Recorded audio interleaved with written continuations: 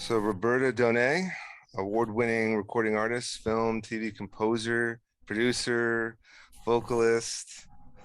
Welcome to the show. And how you been? What's new? What have you been up to? What's been going on the last couple of years? I guess with the whole quarantine and everything else. Hey Glenn, thanks for having me today, and a shout out to everybody that's listening and watching. Yeah, I've been doing great, you know, considering all the stuff. Sorry, being a singer and being out there as a jazz singer. First of all, just singing most of my life, so honestly, it was like a soul-crushing experience to not sing, and also to be like one of the most dangerous activities you could do during the pandemic, right? So just like no choruses, no singing. So, when things started to open up again, I could see like my friends who are instrumentalists go out there and play and wear masks. But for me, it's like, it's only been really outdoor concerts, very few indoor things. And mostly we just finished scoring a movie, my writing partner, Nicky Jack and I. So Nicky Jack and Donnaay is a scoring team, and we just did a fantastic last year. We were very lucky. We finished one small film, and then we were able to score a feature documentary that hopefully will be out by next year, called Acting Like Nothing Is Wrong, by award-winning director Jane Rosemont. And so it's been a fantastic journey for me, for us, to have actually have that kind of work during this time. Yeah. And and think creatively, being able to write. I started as a songwriter, when I was very young. So going back to songwriting was actually, very interesting, because I used to write every day, like the angst of being a young person. I used to write poetry. I was like the kid in the back of the class that very shy, but would write poetry through every class. So that turned into songwriting, and so writing a lot of songs, Yeah. and started writing for my publisher again. So that part's good. That part's good, and really being able to reflect on our lives during this time, right? Yeah. And see like what we've done so far and what the direction is, and making sure, like, is this really the path? Am I being real? Am I being who I came here to be? And I think those have been the biggest questions have been the internal process, right? Yeah, I think a lot of people took advantage of the quarantine and all the downtime to kind of decompress and internalize and internally process and maybe just catch up on a lot of those passion projects. That's what I did, and I was able to complete a lot of stuff. When I was trapped in the basement. Yeah, I mean, me and the wife were also kind of lucky in the fact that we brought home our first kid a couple weeks before the lockdown even started. Oh, wow. So being 24/7 hands-on with him for a whole year was quite the experience. I don't think a lot of parents usually have that for the whole first year, because there weren't even any daycares available until February or March of 2021. And so it was just forced 24/7 hands-on. She's a teacher, so she was teaching virtually, and I was doing a lot of virtual remote gigs, just like this podcast looks like. I was doing a lot of corporate gigs and industrial gigs that are corporate in the same manner. But yeah, I mean, there was a lot of passion projects and stuff like that I had uh, in the can that I needed to hurry up and catch up on. So Yeah, I was also able to catch up with family who I never spent a lot of time with, because I ran away from home when I was a teenager. And so just being able to catch up with people that, like, for years we haven't really, been in touch. My cousins in LA and I are now Zooming every week. And it's just like amazing to Yeah. have connections. But what a blessing to have time with your son, a new baby like that. That's like probably every parent's dream is just to spend more time Yeah.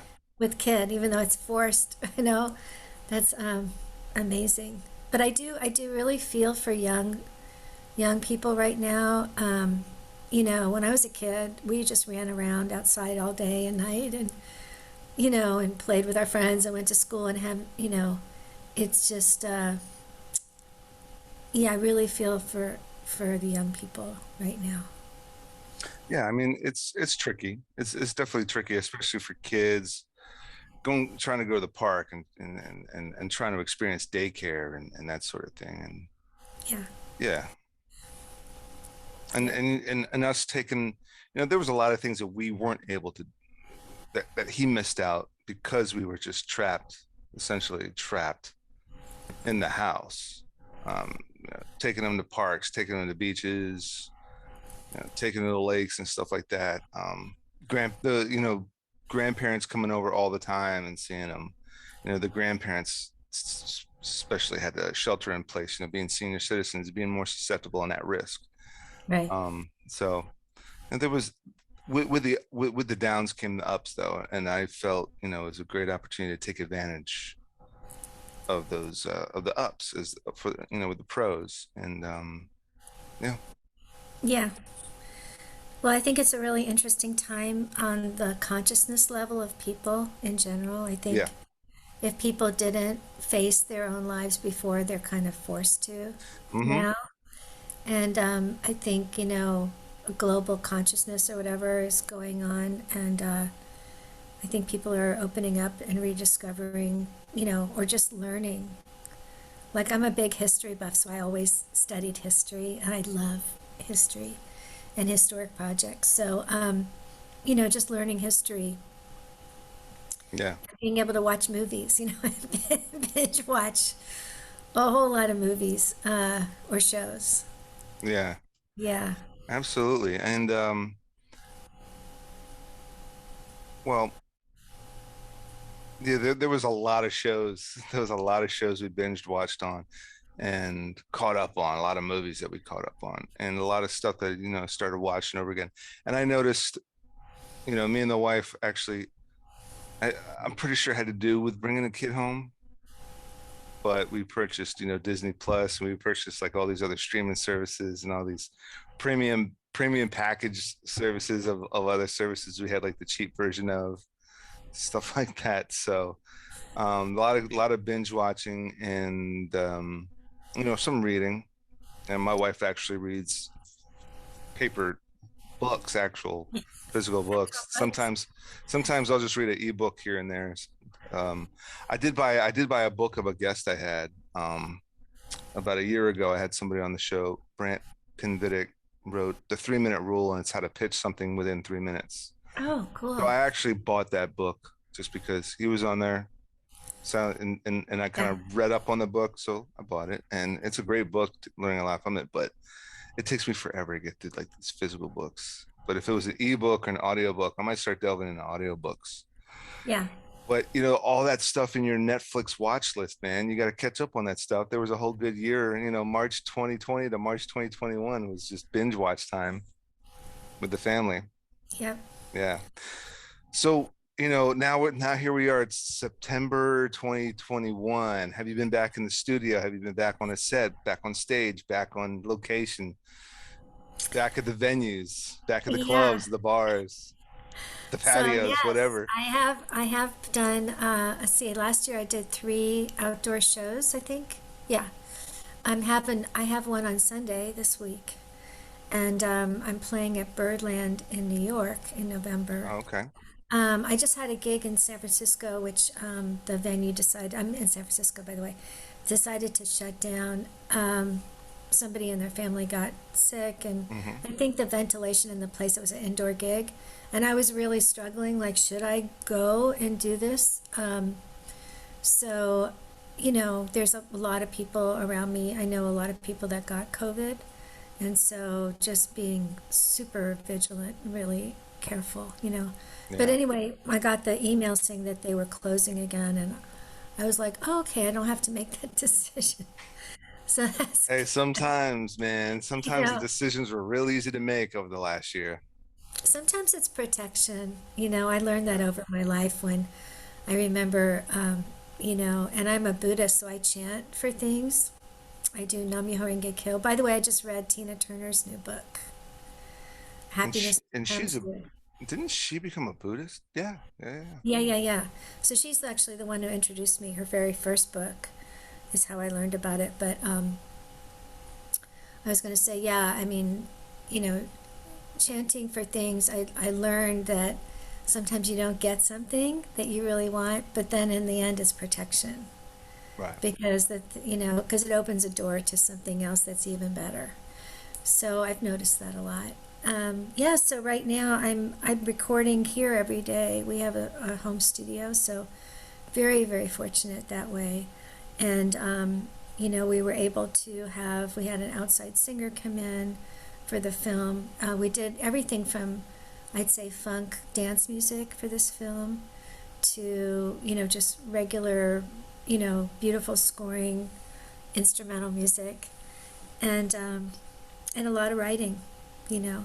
So that's what's happening right now. And I'm also getting ready to record two new albums. I want to say one, obviously, first I'm going to concentrate on, and it's something that I haven't done before.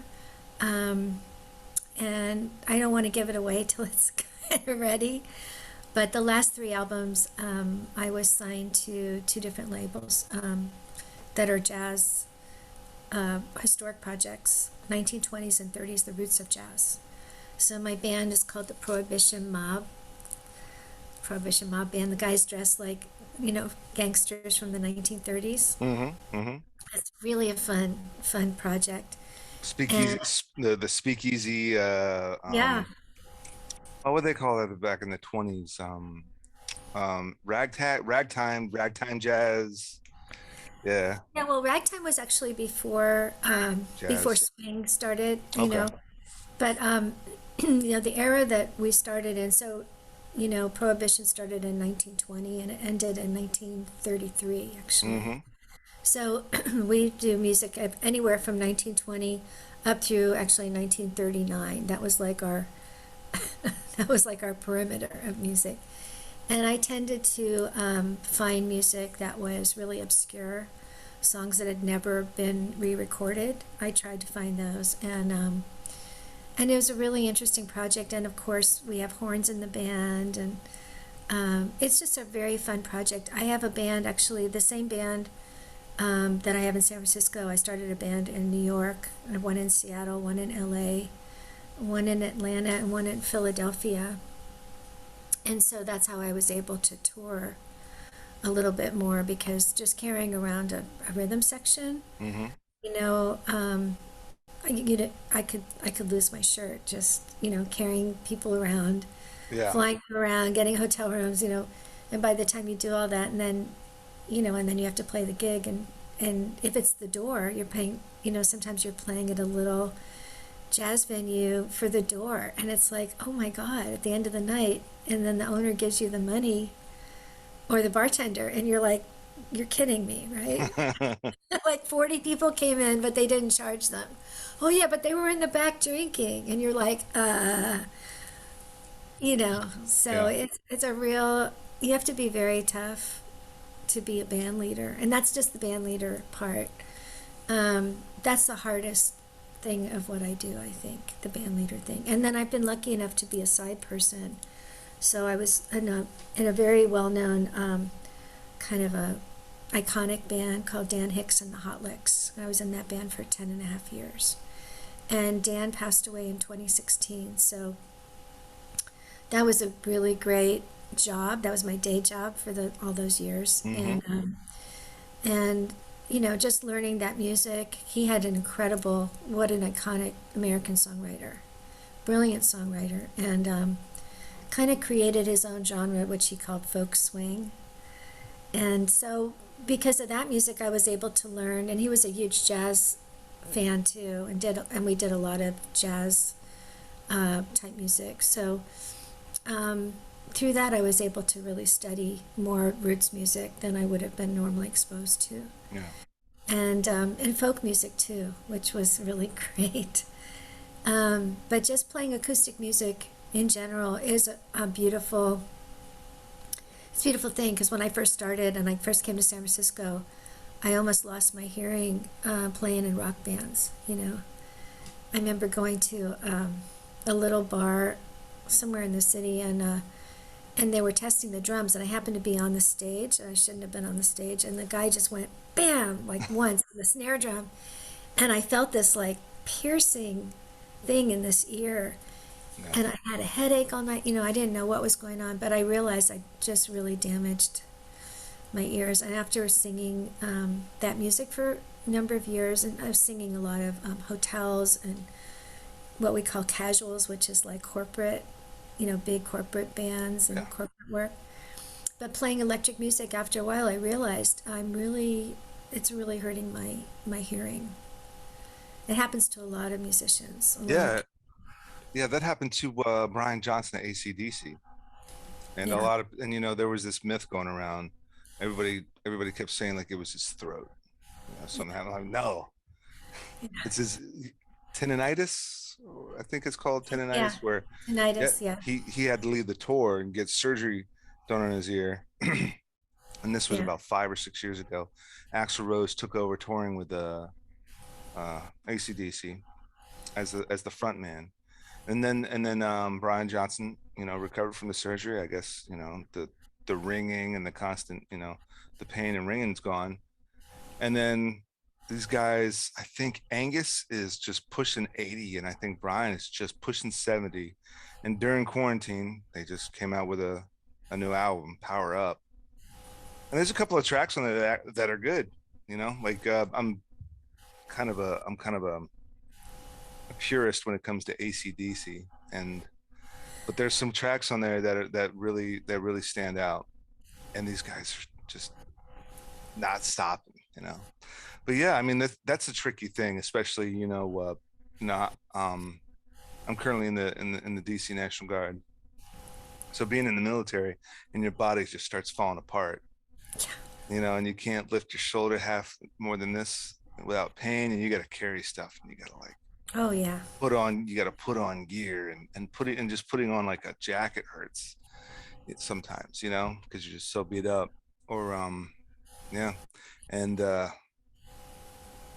so I'm looking forward to kind of progressing in life and just solely being a civilian, and it's that pretty soon in the future, just solely being a civilian, and acting, and filmmaking, and living on set and doing that. I mean, and thank you. I know you mentioned you checked out my website, checked out some of my stuff, and hopefully that's just the beginning. oh sure, And yes, just keep progressing from there. Um, yes, but like you, like I mean, like going back to what you were saying, this quarantine and the shelter in place was a great opportunity to work on the music. I mean, and not to say it's easy artistically, but it was probably easy technically to continue to produce music with just equipment. To make a film, you kind of need a cast and crew and set, but right. to make music, I mean, I kind of give two of my colleagues. You mentioned the Zombie Squad branding here, but two of my colleagues who are kind of like, that's one. I don't know. Anyway, two of my colleagues, TechFall and Durow, they're both musicians as well. And I was giving a hard time, like, hey, listen, it's quarantine. It's time to churn out some tracks. They do EDM and like hip hop instrumentals and stuff like that.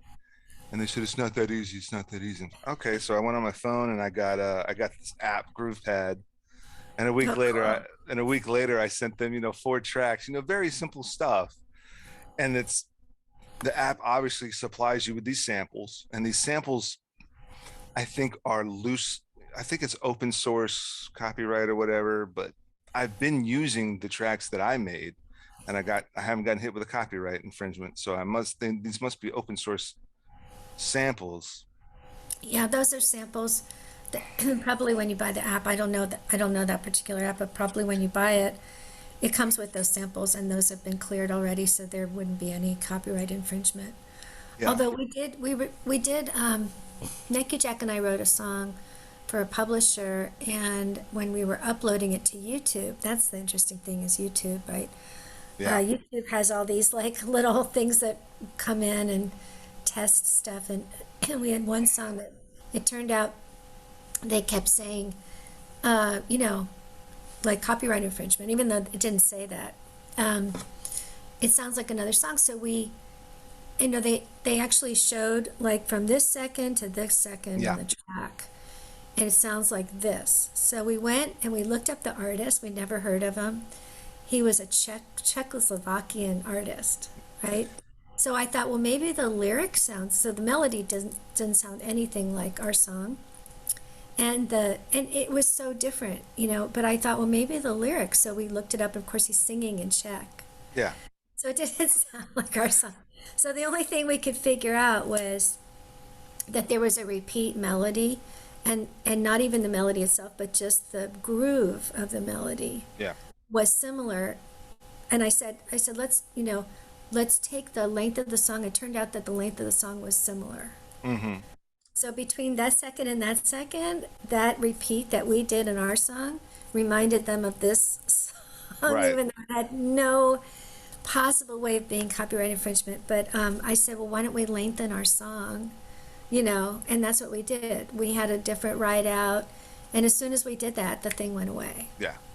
But Right. I was You had to like, do that right out. And wow, and like we and had to like you really said, do detective work to right. figure it out, you know. And like you said, I subscribe to another service that gives some free music samples that I've used in some of my projects. Just because on short notice I would need some music for something, and I always get a hit. But you know, you have to download the licensing. It's like a text document that comes with the music with the MP3 download. And then you got to dispute, and you upload this license, and you copy it, and you paste it into the box that is your explanation of, you know, you're partnered with somebody, or you own the license, or you purchase license or something or other, blah blah blah blah blah, blah. And you got to do that every single time you get that hit.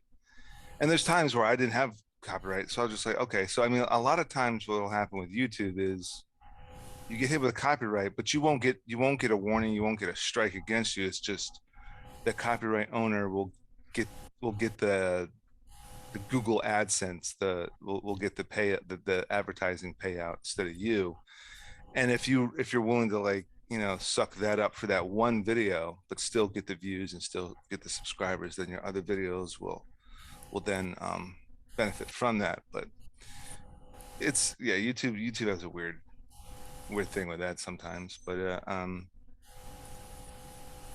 yeah, like, Yeah, you know, we watch one guy has a really great music show. His name is Rick Beato, Beato, I think, and he's got millions of subscribers, I guess. And he does, you know, what makes this song great, and he has different, you know, shows and stuff. But he does a lot of, you know, taking apart the song and discussing it. And if he played a clip of the original song or whatever, sometimes he gets hit with these copyright these things on YouTube, and man, it's just a big battle. well, I think what a lot of folks like that. So there's another channel I watch, totally different. It's this channel called Wrestling Bios, and he does retrospective videos about professional wrestling back in like the 90s. And he's using clips, he's using pictures, he's using some of those wrestlers' entrance theme songs. And he doesn't really care about the copyright infringements from YouTube. He doesn't care about the Google AdSense because he's got a Patreon. So that's Uh, probably where Beato is making up for it. There's a lot of YouTubers that get supporters and financial backing from Patreon. So he's making yeah, money from Patreon. he's not Okay. on Patreon. He actually doesn't ask for money. He just sells his books, Hmm. and that's it. But I don't think he actually makes money from YouTube. Maybe he does, but I think most of his income is, people do their thing for different reasons. Right. But yeah. I'd But I love think, to I'd love to right? make money on YouTube. I know, I mean, right? I would love to get some of the shows that are on you picked some of my web series picked up by a network. Like, hey, take a look at this DC thing I got going on. Take a look at this Marvel thing I got going on. I think Disney Plus or Warner Brothers would have a field day with it, you know. But I would, but at the same time, I would love to make money from the YouTube. I just gotta like get these subscribers up somehow, get the viewership up somehow. I mean, Yeah, it's just a constant battle.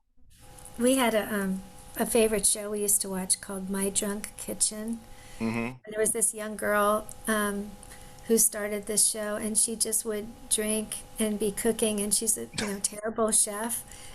She would just be making like really simple things, but botch it up because she was getting drunk and be falling down, and just hilarious, but kind of obviously a really natural comedian. Yeah.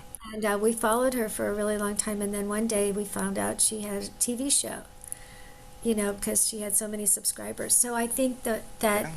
that thing in our culture of people getting famous on YouTube, that's such a huge change from how I grew up. And for us, it was about getting the record deal.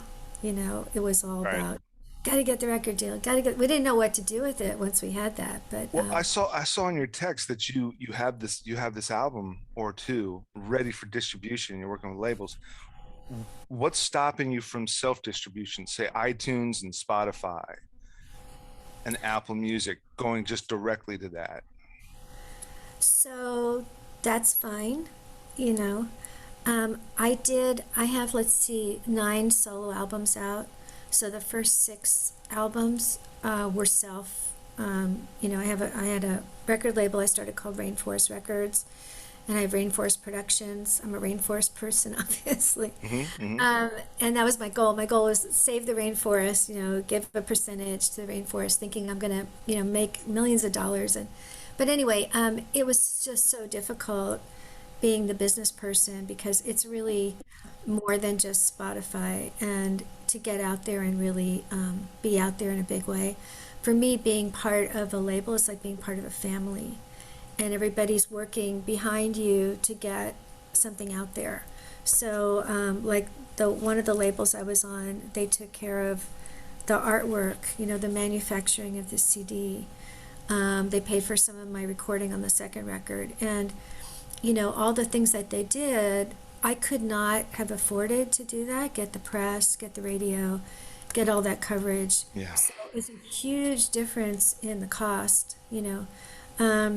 Although, looking back, like that label took all of my digital, that all went to them. So, yeah, I mean, I had to buy my record from them, actually, the physical copies. I had to buy it back for from $7 a CD, and then I could sell it at a show for like $15 or $20, right? But looking back, I mean, there's really pros and cons. A lot of people don't want to deal with record labels, and record labels aren't what they used to be. They used to develop artists, and they used to like work with you and all kinds of stuff. Basically, a lot of them are distribution houses. For me, the next 2 records, I'm interested in this one record that was already recorded in 2011 with Bob Durow, who's now passed away. So Bob Durow is he's a jazz master. He's a jazz icon, songwriter, performer. He worked with Miles Davis, and he did a whole show for children. What was it called? Anyway, he wrote music teaching numbers, for instance. Mm-hmm. And it was Mm-hmm. a children's show that was really, really popular.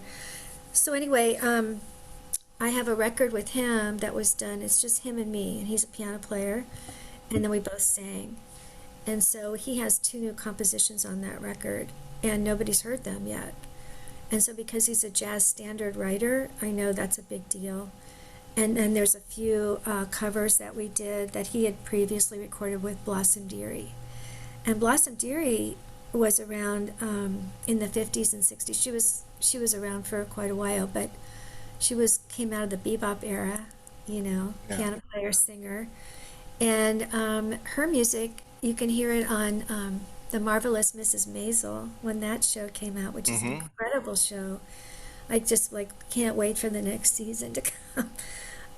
They actually play her music, which nobody ever hears, that music Yeah. particularly. But anyway, so the album is been sitting there. A producer from New York produced the record and owns the record, and because I have no legal, it doesn't belong to me, I can't release it. So I call him once in a while and say, "Hey, can you release that record? Can you release that record?" But he's not releasing it for whatever reason. He's sitting on it, and so my idea is to go to the major labels in jazz who are interested in hearing this, Bob Durow compositions. And I'm so fortunate, right? Out of all the jazz singers he could have picked in the world, he picked me to sing with him. So that's an amazing, honor to work with him, and it was a lot of fun too.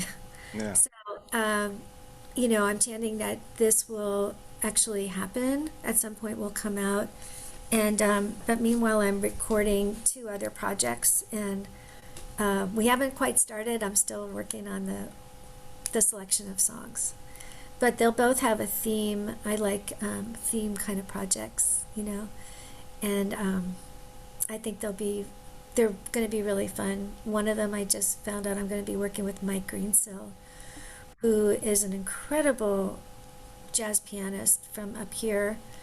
He's actually originally from Scotland, and he worked for many years. I think he did 14 to 16 albums with his wife at the time, Wesla Whitfield, who passed away a few years ago. And they were produced by the producer, that's how I met them, who I worked with, who kicked me into jazz, named Orrin Keepnews. Mm-hmm.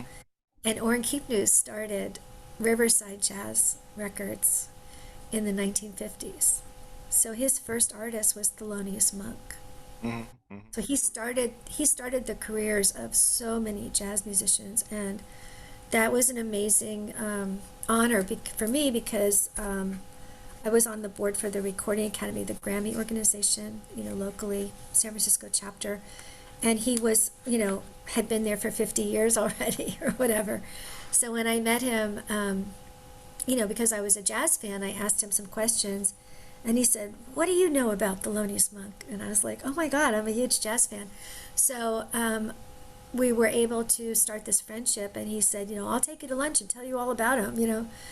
And instead he took me to jazz clubs like Yoshi's, which is one of the big jazz clubs here. And, I got to hear amazing people I wouldn't have heard.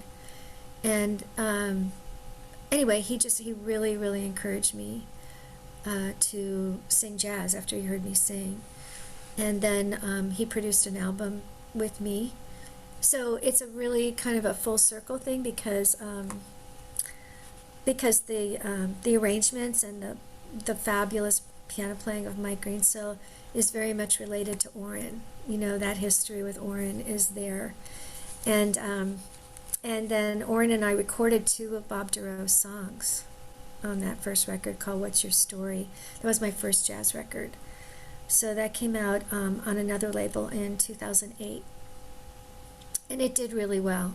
And I really thought for sure the jazz people are usually, it's a very kind of small, it's I think 1% of the music industry is jazz. Yeah. It's a tiny, tiny segment of the population.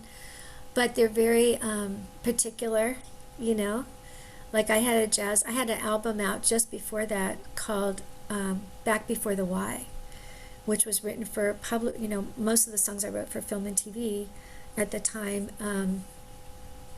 were written.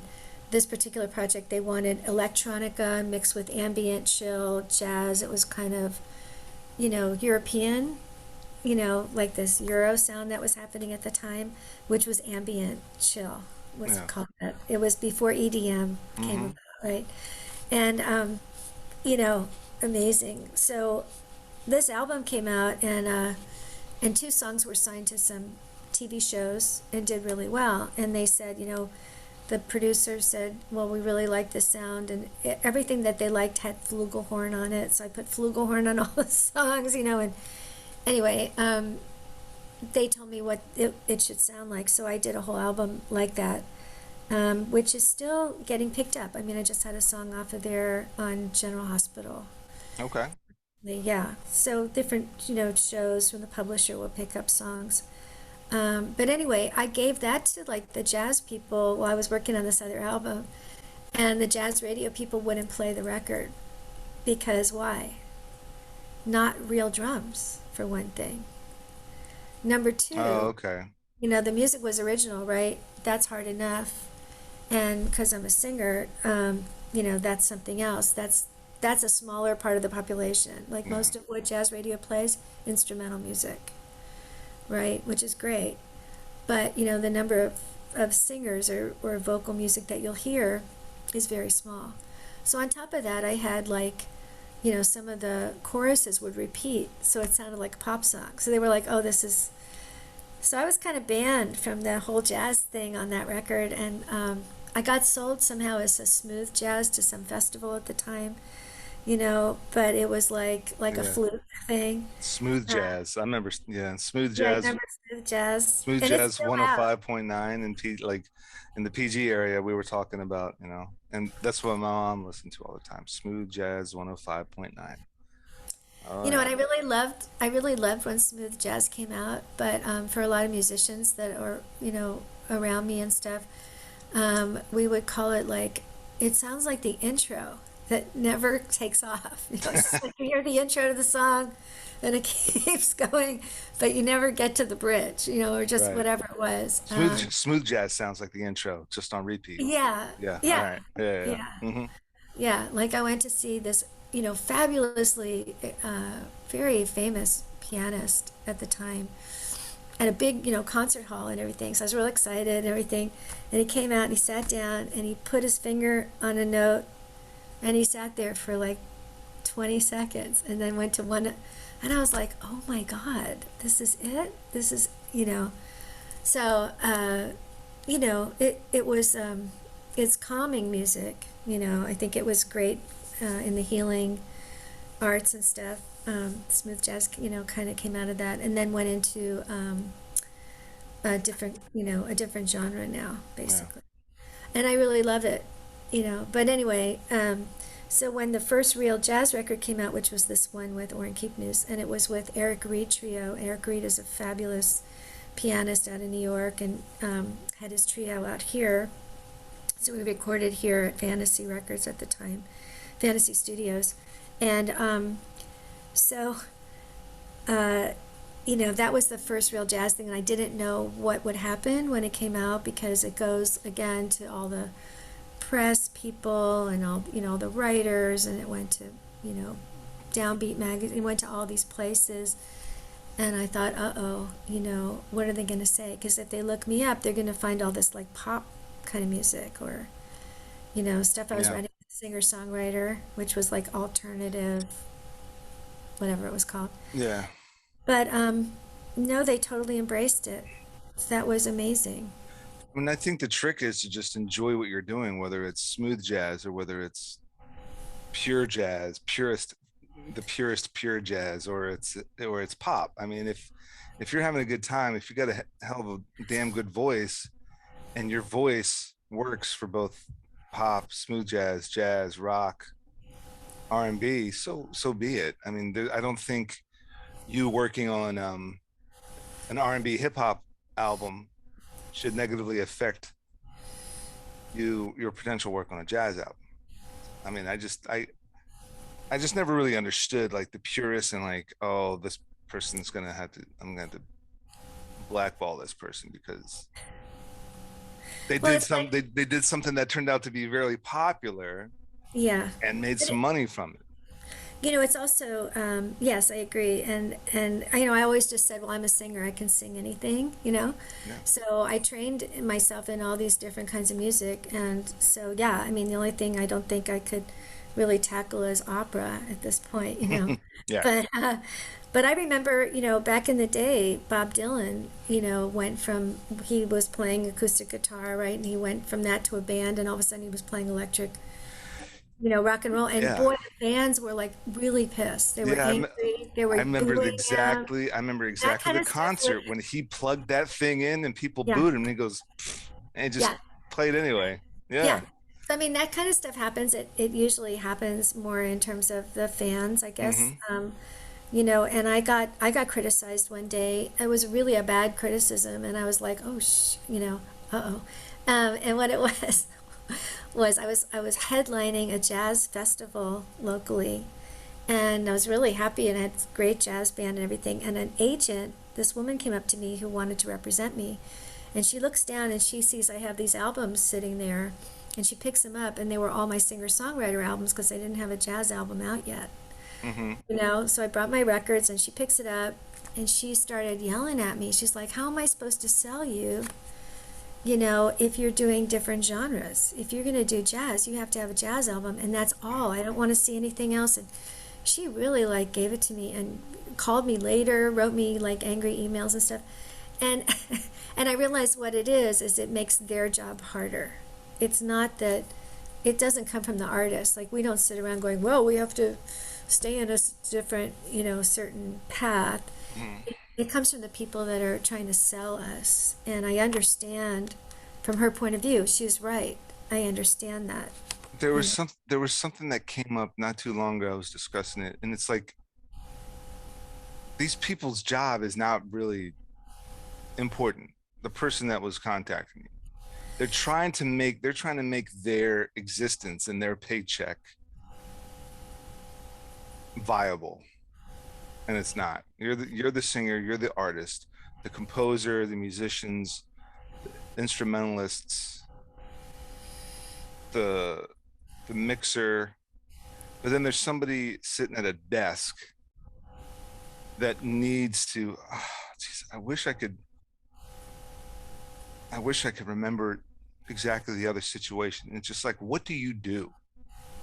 This person that called you, and then you're telling me like numerous emails and text messages and voicemails to follow up. Like, okay, great, I heard you the first time, but this person has a 9 to 5 doing this, and they need to make that position, or they're going to be out of a job. They don't make music, but they're going to harp on you. You need to be jazz and only jazz, and you need to be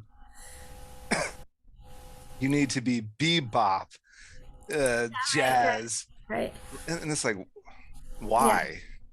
But because if I'm on a hit album and no one gives a shit about jazz right now, and then I'm on a bebop jazz album now, people might start giving a shit about jazz again because I was on an album with Aretha Franklin or oh my god, what's the new artist that did Hello?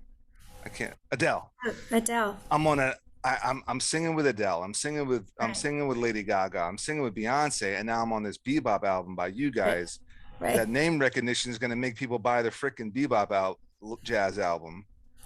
Hopefully, yes. But I it's agree. I agree. However, two different thoughts here. One is, I agree with you to a point. I think without, just like without fans, none of us have a gig, basically. mm-hmm, Without agents and managers and people that put those tours together, without the people that book us that are sitting at a desk, without the people that, when they had A&R at yeah, the record company, none of us would have a record deal either. So, there's both sides to that, and I learned, many many years ago, because I had to always did side jobs, to make a living, to fill in for what I wasn't earning as a singer or whatever. oh yeah, So I mean, I had one job working for a guy, selling bands to huge corporate events.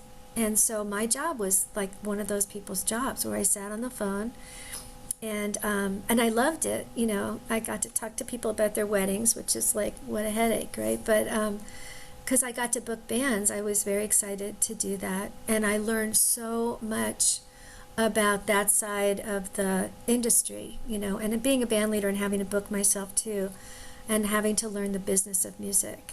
Like I Yeah. took a class on copyright law when I was very young, first, being a songwriter coming here. I really wanted to learn the business because I knew if I didn't learn the business, I couldn't protect myself. And I started a publishing company myself too, for my own recordings.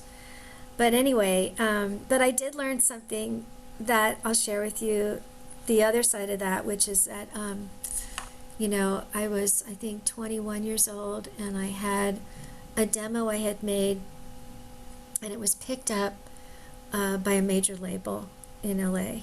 And I was in this little band, and some guy in the band had a friend who was A&R guy or something. And so I got a call, and they said, we're really interested in you as an artist. And so I was getting ready to go to LA. They said, we need more music. And so I went down to meet the guy. And this particular company, they were firing A&R people, every 3 months. If the guy said, I found this out about A&R people, like I found out that Prince was turned down by every record label Yeah. before he was signed. This happened over and over again, because if you were an A&R person and you said yes to something and it didn't fly, you could get fired. So you didn't get fired for saying no. You only got fired for saying yes, right? That So makes no sense to me. yeah, so the new Okay. A&R person would come, and I'd go down to LA and have a meeting with them, and you know, they didn't get the music, and they wanted me to stay, and that was kind of like that, that genre thing where you have to, we heard you do this thing, which was kind of like a Latin, it was kind of jazz, it was kind of bluesy, it was kind of folky, whatever it was. They tried to figure out what that was because that's where they're going to sell you. Hmm. And now, by the time I get down to LA, I have, oh, well, I'm doing this now. you know? Right. And I kept going like, well, what about Sting or Joni Mitchell? I mean, at the time, I was just thinking, I'm an artist. I can just do music. I'm not thinking how to sell it. That's not my job, really. It's not Yeah. my job. But anyway, finally, after being on hold for a while, I got in touch with this guy, and he was the new A&R guy, this major record label, and said, "Come on down. We'd love to hear your new, music." And I went down there, and I had to sit in this office with him, and he literally took apart every song. There was like 5 songs on this demo, and he just ripped them to shreds. I'm not saying he was wrong or anything, but he ripped them to shreds to the point where I was just like, I had to get up and run to the elevator so I could cry. It was like I couldn't wait to get out of there so I could just bawl. Because, if somebody said like, we don't like your voice, I didn't think anything of being criticized for different things. But if you don't like my song, like that's my child, Yeah. And I felt like somebody just slapped my child, right? And so he was like tearing apart the songs. It's not emotional enough. It's not this. It's not that. It's not hooky. Whatever it was. And these are like my precious children. So anyway, I learned from that experience, and that I got out of there. I was crying. I was thinking I'm going to quit. This is never going to happen. Blah blah blah. I get to my friend's house, and I told him I was really really upset. And he said, just watch what happens. Just watch what happens, because you're the artist, right? So a couple of years go by, maybe a few years go by, and I go to a songwriting conference. Now that A&R guy got fired, and he's now selling a book, a handmade book, run off and stapled and copied by him, of contacts in the field, in the record company field, right, for artists. So he's a salesman now, right, basically. And I thought, oh my God. And of course I said hi, I'm really friendly. And he remembers me and stuff. But I realized I have a new record out now. It's sitting there, being sold and stuff. And I'm thinking like, oh my God, there it is. I'm the artist, I'm still working. This guy lost his job, and now he's, a sales guy, basically. So I could see He's over selling a time. phone book of other reps. Okay. Yeah. basically contacts. And there's a lot of people that make a living in our industry. You have to be careful if you're an artist, actually. And I became a record producer for other artists, so I was always, people will come in and they'll say, we can get you blah, blah, blah, blah, blah, and you just buy this list, or you just buy this, or you just pay me to, Yeah. whatever it is. And a lot of our industry is people making a living off of artists, Yeah. because people have their dream and they're like, so I've seen that happen a lot. And I've seen, yeah, I know a couple of guys that were musicians. They make great music, and now they want to rep other artists. And it's like, dude, make your own music. well, I think it's fine actually if you rep other artists, if you're the manager and you have the, let's say you have the background, you made the contacts, and you know how to get that person from here to there. Like I was able to produce an artist, for instance, that got signed to a record deal. For me, that was a great thing, because I know it happened two or three times, I think, but without my production of that music, they probably wouldn't have gotten to that point. But of course, I'm just No, but looking you at the, produce the music too. right. I'm the artistic person. I didn't bring them to that person, you Right. know. However, there was a time when I was booking a series for female singer-songwriters in San Francisco, and I booked this for about 3 years. In the first year, I booked 125 artists played on that series, which is an amazing amount when you look at that number of people, that I was helping to showcase. Oh yeah. But yeah, and that was good. And then you could look at me like, oh, I was the agent for that. I was also one of the artists, but we started this cooperative for actually female artists to learn how to support each other. Because I realized as women, this is a really different culture, growing up in it, and it's, hopefully much better now than it used to be. But I noticed that women, girls growing up, they're not on, say, baseball teams. They're not on teams. They don't have the boys club. A lot of women are raised to compete with each other, which is a very bizarre thing Yeah. to me. Like I always loved women, so actually I'm a bi girl. I grew up looking at women like a guy would look at a woman. So I was like, wow, women. So always wanted to support women. I never competed. I never thought about competing with other women at all. But these female artists were doing that. And Oh so yeah. they were all, they were not being able to help each other. So when we created this cooperative, my friend and I, Amy and I, decided I said, let's teach them how to do that, which also came from my Buddhist training, how to really support other people. And it was a really interesting thing to see that. And yeah, and I mean, I was then on a tour once with two other female singer-songwriters, and we were in LA, and the younger one, her mother, because they were living in LA, she came from LA, most of the audience was coming for her, which was great, and we all had fans coming. It was a big, rock club or whatever. But the mother had told all of her friends and her daughter's friends, don't clap for the other singers. Yeah, Now that's crazy. the three of us are on stage at the same time, three songwriters, and a songwriter in the round is where, one person does a song and the next person, and sometimes we back each other up or whatever, but we were like a team. And then suddenly, when she wasn't playing, there's no clapping in the audience. It was like, what? And I realized that, and I had to say that to her later, your mother taught you to compete with other women, and that's a bad thing to do. It's not good, it's not healthy, it's not good for you. It must feel horrible, right? Because then you're constantly comparing yourself and doing this whole girl kind of whatever that is, which is a Yeah. very superficial, outside Almost like these beauty pageant moms, right? beauty pageant. Yeah. Beauty pageant. So, yeah, so that was a really interesting time, and I learned from doing that a lot of women did not learn how to do that. They did never learned how to support other women, Hmm.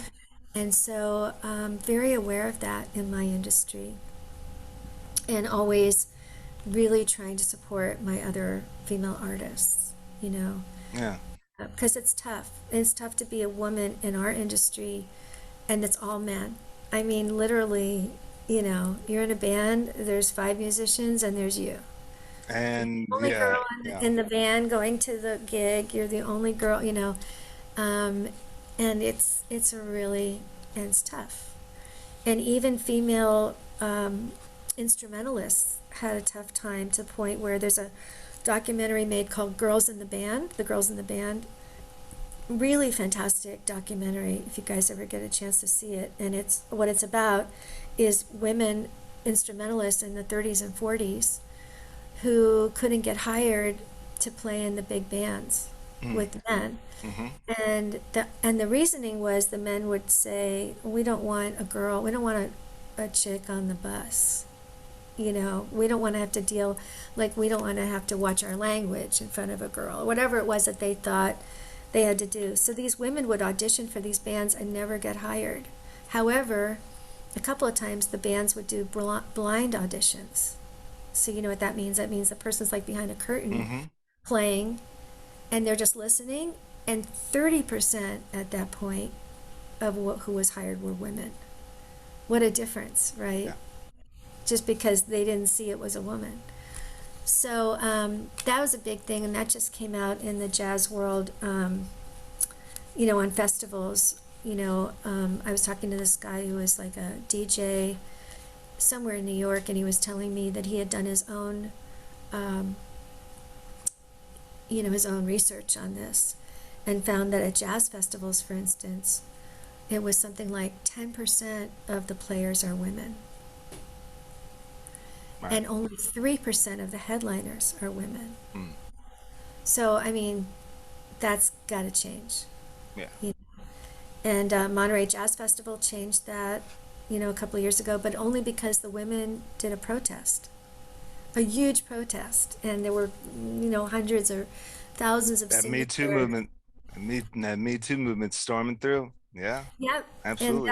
that's what's going on now, is like a lot of things have to shift, Yeah, and have to change, and a lot of things that, the cry for justice, the cry for absolutely. peace, and for people to be equal is a big, big deal.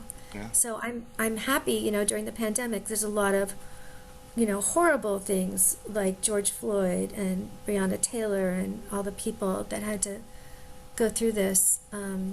But to show the world, like, this needs to change. It needs to change now.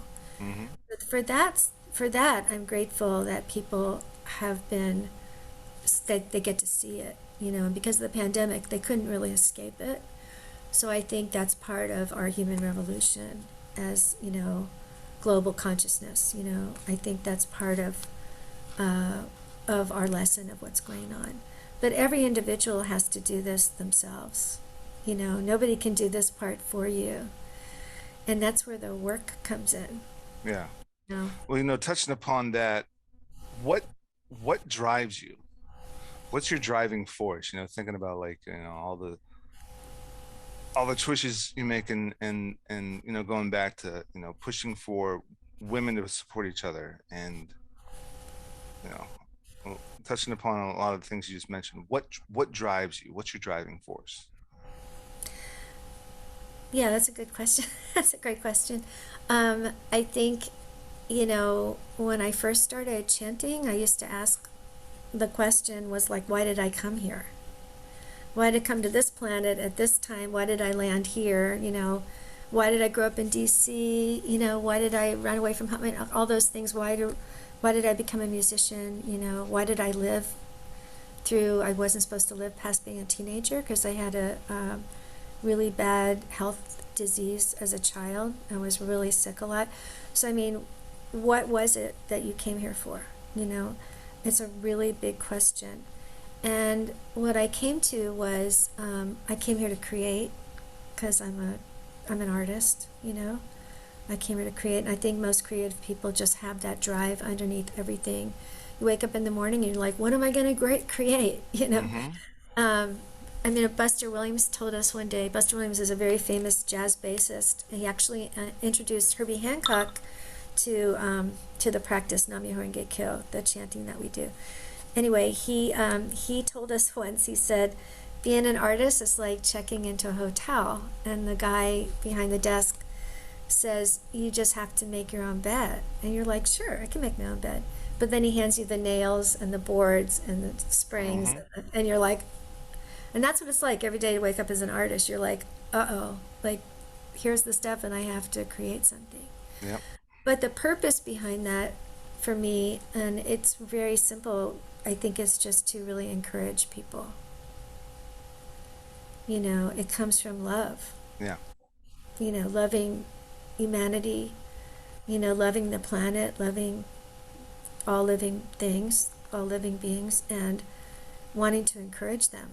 Because when I grew up in DC, I saw a lot of suffering, really intense suffering. And I saw it every day. You know, I saw it when I went to school, I saw it when I got on the bus to go to work. I just saw it all day long, the people suffering, and I could feel it. And I thought, wow, you know, and I was taught to come here and suffer. Like, that's what my family taught me. And I thought, that's not right. I didn't come here to suffer, you know? Yeah. I came here to be happy, you know? So how do we find our happiness? And everybody has to answer that for themselves, you know? Well, I think it's also a choice. I mean, people choose to be selfish. It's a conscientious choice to be selfish. It's a conscientious choice to be lazy and miserable. And it's a conscientious choice at a certain point in time, obviously, to do the wrong thing versus the right thing. And, you know, for me, yeah, I always wanted to create and entertain and inspire and be an artist, an actor. And then, you know, me and the wife, you know, I met the wife and I was determined to show her that I was capable of succeeding at the acting and the filmmaking.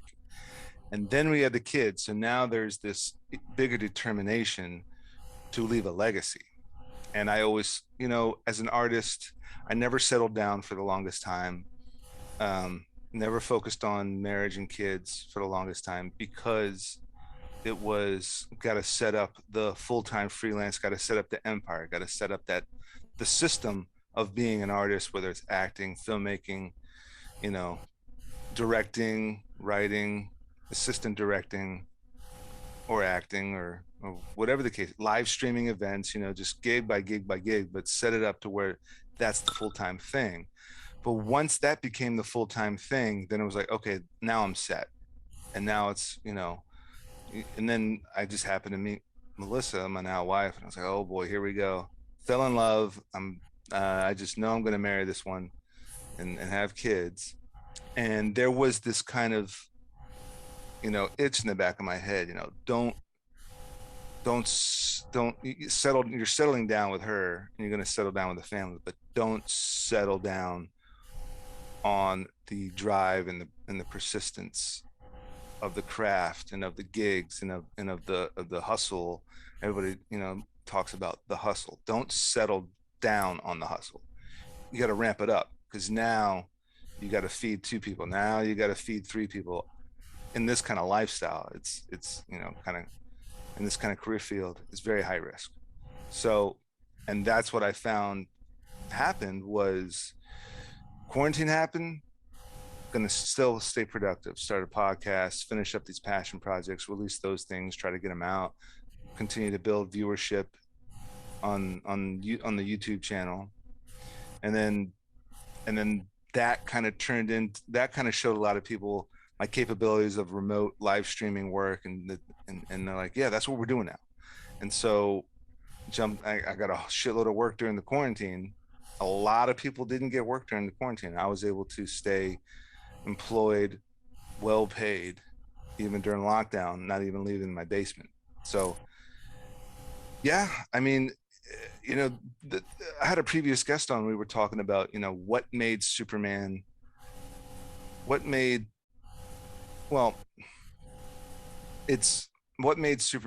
Batman who they are. And it's their parents, it's their surroundings. If you're surrounded by love, if you're surrounded by creativity, That's the ultimate superpower. Yeah. Kal-El from Krypton had super strength and lasers coming out of his eyes, and he could run real fast, and cold breath coming out of his mouth, and X-ray vision. But the ultimate superpower was growing up at Smallville. You know, great parents, great people around him that inspired him to do the right thing. And I think that's one of the biggest things that we miss as a society. And then it goes back to the show The Office. I don't know if you ever watched The Office, Yeah. but It's, you know, Dwight being the narcissist, psychotic weirdo that he is, Dwight. There was an episode where it was Daddy Daughter Day, and everybody that had daughters brought their daughters to work. And Toby walks through the little kitchen area with his daughter, and even Dwight looks at her and says, "Hello, child. You're the future." And like, you know, that's the ultimate superpower. Is the parenting and the upbringing and what you leave your children. I mean, there are churches in the South, there are churches, pastors, I don't know if they still do it now, probably, but they might, that preach racist ideals, racially biased, prejudiced, racist ideals. A church, I mean, that is damaging to a society, and we're obviously seeing it over there at the insurrection at the Capitol. But definitely. but you know, it's like parents need to make a choice.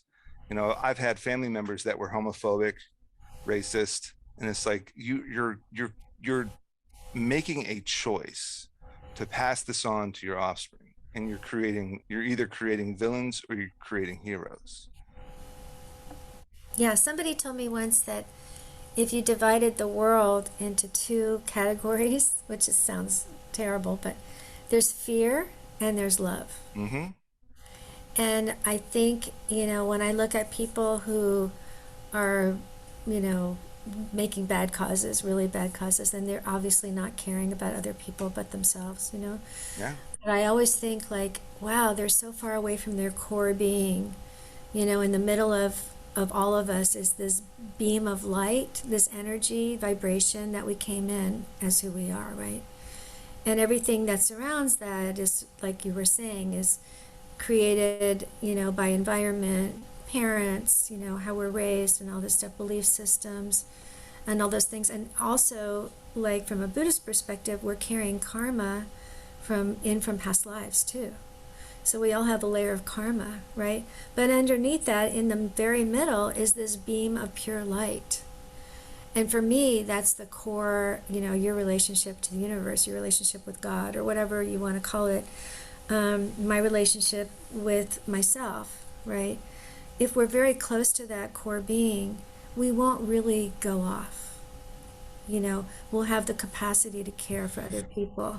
Not. However, if that's closed down and you can't see anything else, then people get very then they're angry, Mm-hmm. then they want to pick up a gun or what. I don't know the reason anybody would want to do that, but they want to harm other people. That's where that comes from, I think.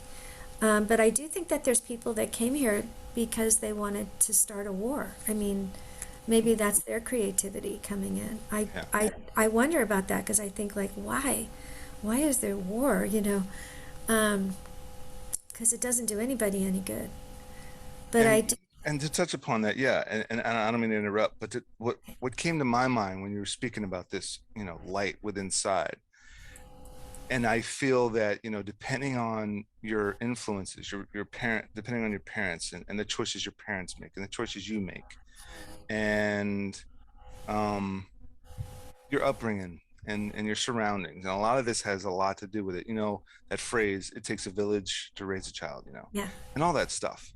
And so going back to that light, and what I was picturing when you were talking about it is that there's either going to be stuff thrown at you as a person that's either going to uh uh well, there's going to be stuff that's going to cover it and dim it down and corrupt it and rot it. If you take a light and you throw a lot of mud on it, you can't see the light.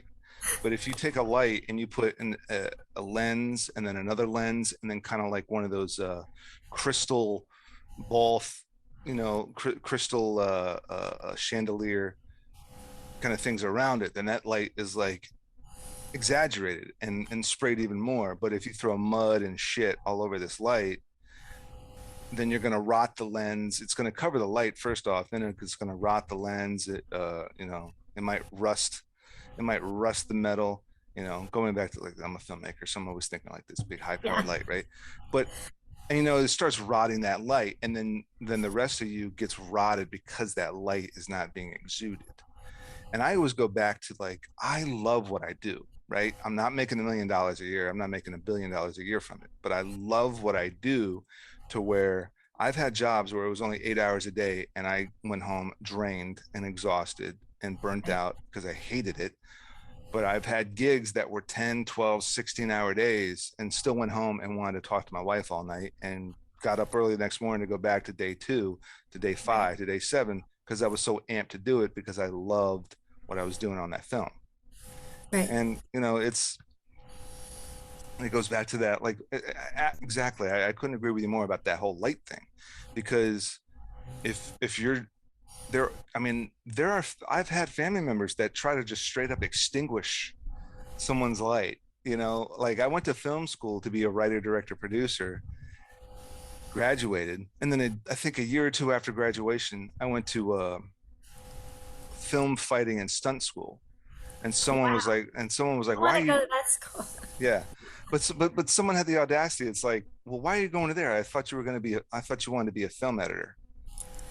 I'm like, first off, like, I never told you I wanted to be a film editor. I told you I wanted to be a filmmaker. But what difference is it? I'm going to this film fighting stunt school. I'm like expanding, but everybody has to shit talk something. Everybody has to diminish other folks' accomplishments and enthusiasm and positivity, because they're not happy. And because they're not happy, they're fucking miserable. Excuse my language, but they're miserable. They're fearful.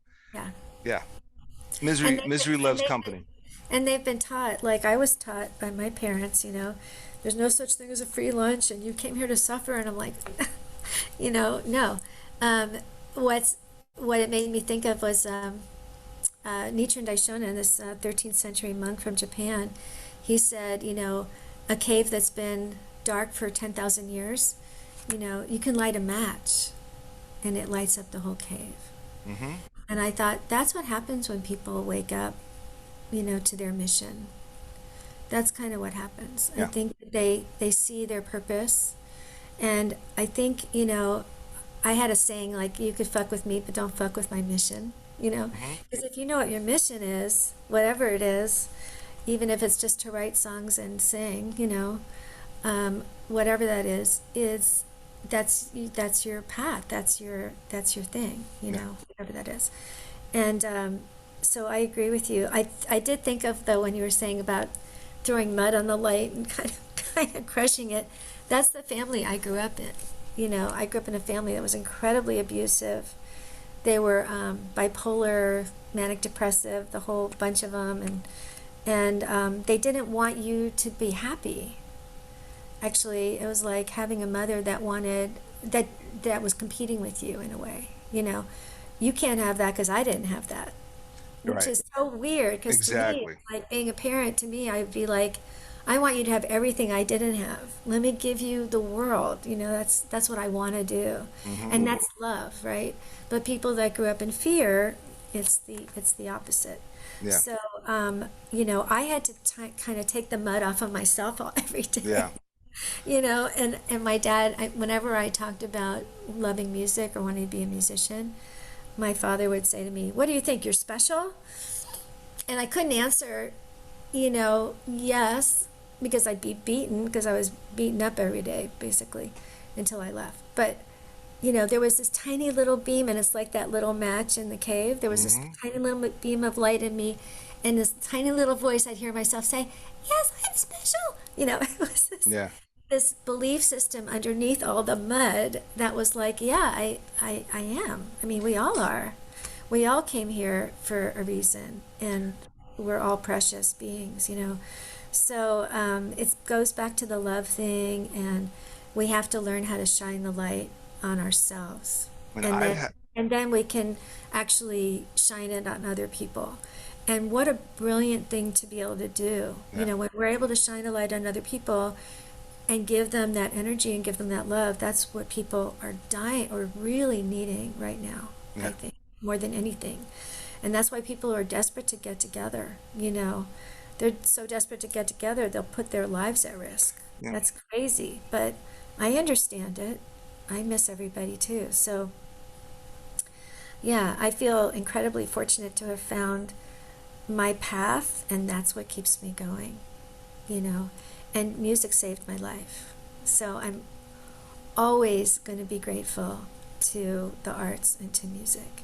And anybody that teaches music or teaches the arts or encourages a kid to pick up a camera, you know, any kind of art to me is a blessing, a gift. And so, yeah, if you're a young person out there, please pursue your dream and never give up.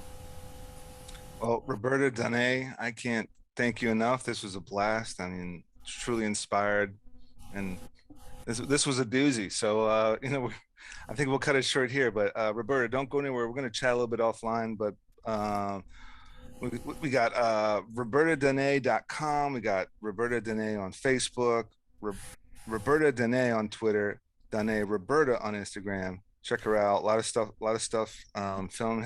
Film, music, history buff stuff from all over the U.S. and Europe with jazz. So links, all the links for that will be in the description below. Check this stuff out. Roberta, don't go anywhere.